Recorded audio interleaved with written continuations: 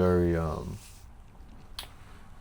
I'm super interested in it, you know, because it's the traditional religion of my family, and it's been demonized by the West, you know, because to convince a people that their God is the devil is the best way to control them forever.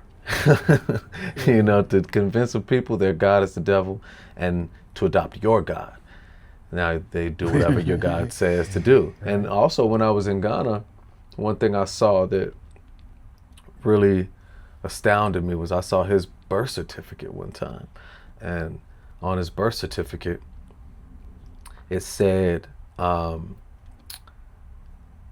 Christian name only. So they even officiated into law that you need to reject your traditional name. And I mean, I know you know the impact of that with your people as well, that this is the devil, because they've been fed the misinformation that they are the devil. But we're so many generations detached that the identification with Christianity is taken at face value as being the truth of Black people, you know? Especially when you find these other spiritual, religious practices were the original practices of the people of all the Americas, of all the globe, right? And coming from the birthplace of civilization, and that was the thing that was part and parcel. Can you share a little bit about that process and why you named your son his name that you did?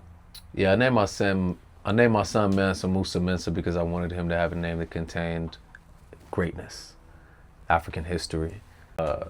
He was a gigantic patron of the arts.